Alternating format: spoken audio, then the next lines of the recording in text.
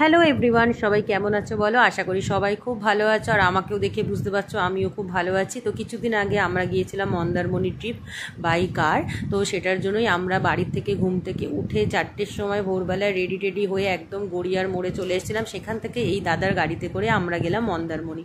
তো রাস্তা দিয়ে যেতে যেতে দেখো সাইট সিন একটু কিছুটা ভিডিও করে নিয়েছি, আর তোমাদের সাথে গল্প করতে করতে ঠিক চলে যাব মন্দারমণি। তার আগেই কিছু কথা তোমাদের সাথে শেয়ার করি। প্রচণ্ড ভোরবেলায় ঘুম থেকে উঠে এত ঘুম পাচ্ছিল দেখেই বুঝতে পারছি যে আরও একটু ঘুমের দরকার ছিল, কিন্তু হলো না। যাই হোক, এইটা আমরা কোলাঘাটের উদ্দেশ্যে রওনা দিচ্ছি, তার কারণ ঘুম থেকে উঠে ব্রাশ করেই চলে গেছি, বেরিয়ে পড়েছিলাম, কিছু খাওয়া দাওয়া হয়নি।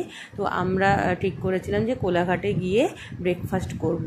সেই অনুযায়ী ওই দাদা আমাদের কোলাঘাটে, এই যে শেরি পাঞ্জাব ঠিক তার অপোজিটেই আমাদের হোটেলটা ছিল, যেখানে আমরা ব্রেকফাস্ট করেছি। হোটেলটার নাম ছিল নিউ তারামা হোটেল। এই তারামা হোটেল না, দুটো ছিল, কিন্তু নিউ তারামা হোটেলটাতেই আমরা গিয়েছিলাম।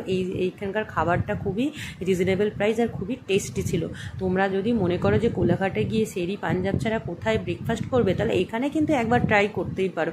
আর যারা অন্য জায়গায় ট্রাই করো, তারাও নতুনভাবে যদি কিছু টেস্ট করতে চাও, তাহলে সব জায়গায় একটু ট্রাই করা উচিত। তো আমরা যেমন করি, সব জায়গায় একটু খেয়ে দিয়ে দেখি যে এই হোটেলটা ভালো না ওই হোটেলটা ভালো, সেরকম। তো ওখানে আমরা ব্রেকফাস্ট করে চাটা খেয়ে কিছুটা টাইম স্পেন্ড করেছি, একটু রেস্ট নিয়ে তারপরে আমরা বেরিয়ে পড়েছি হচ্ছে কি যে মন্দারমণির উদ্দেশ্যে। তো মন্দারমণি যাওয়ার সময় এই রাস্তাটা, এই জায়গাটা এতটাই সুন্দর লাগছিল। তোমরা যারা গিয়েছো বাইকার, তারা হয়তো নামটা জানো, আমি না নামটা ভুলে গেছি। যাই হোক, কী একটা নাম বললো এই জায়গাটার, সেটা আমার মাথায় নেই।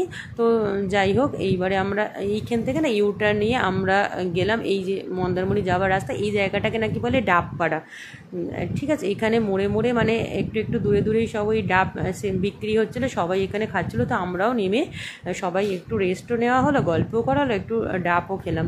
তো আমরা মন্দারমণি যাওয়ার সময় সাবমেরিনের এই রাস্তাটা দিয়ে গিয়েছিলাম। তার একটাই কারণ হচ্ছে কি যে এখানকার এই ভিউটা খুব সুন্দর, আর এখানে আমরা কিছুটা ভিডিও করেছি, ফটো তুলেছি। এখানে আমরা কিছুটা আবার দাঁড়িয়েও ছিলাম, টাইম স্পেন্ড করেছিলাম, খুব ভালো লাগছিলো। কিন্তু তোমরা যদি এখন যাও, এই কিছুদিনের মধ্যে, তাহলে এই রাস্তাটা তোমরা স্কিপ করবে। তার কারণ এই রাস্তায় এখন কাজ চলছে। তো আমরাও গিয়ে মাঝ রাস্তা থেকে আবার ব্যাকে এসে তারপরে চলে এসেছি এই রিসর্টে। এই যে আমাদের মন্দারমণির এই রিসর্ট, তোমরা সবাই এই রিসর্টটার নাম জানতে চেয়েছিলে। তো এই রিসর্টটার নাম হচ্ছে কি যে সিলভার স্যান্ড ইকো রিসর্ট। খুবই ভালো, নতুন একদম মনে হচ্ছে, খুব একটা বেশি দিন হয়নি হয়তো, আমাদের মনে হলো সেটা। কিন্তু এখানকার ব্যবহার খুব ভালো, এখানকার লোকেদের, ম্যানেজারের আর খুব ভালো। তোমরা ট্রাই করতে পারো।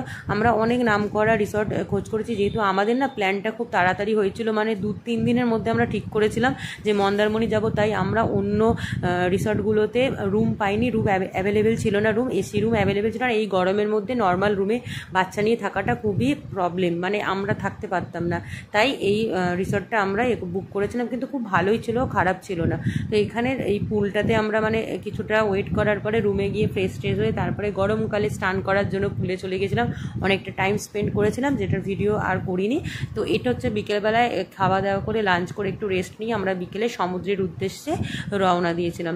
ঠিক এর পিছনটাতে, যারা মন্দারমণি গেছো তারা তো জানে, সব রিসর্টের পিছন দিকেই গেট খুললেই সমুদ্র, যেটা খুবই ভালো লাগে। আমি মন্দারমণি ফার্স্ট টাইম গিয়েছিলাম, তো আমাদের খুব ভালো লেগেছে। এই যে আমরা যাচ্ছি রিসর্ট থেকে, এই দিকের পুরো এটাই কিন্তু রিসর্ট। এইটা হচ্ছে মেন হচ্ছে কি যে রিসর্টটা, আর আমরা যেখানটাতে স্নান করছিলাম তার পাশে ওটা হচ্ছে আলাদা বাংলো টাইপের ঘর ছিল, যেগুলো সবই অ্যাভেলেবেল, ঠিক আছে। এসি নন এসি পার রুম এখানে 3000 করে, ব্রেকফাস্ট ইনক্লুডেড, ডিনার লাঞ্চের জন্য তোমাদের আলাদা করে, বা স্ন্যাক্স, ইভিনিং স্ন্যাক্সের জন্য এগুলো আলাদা পে করতে হবে।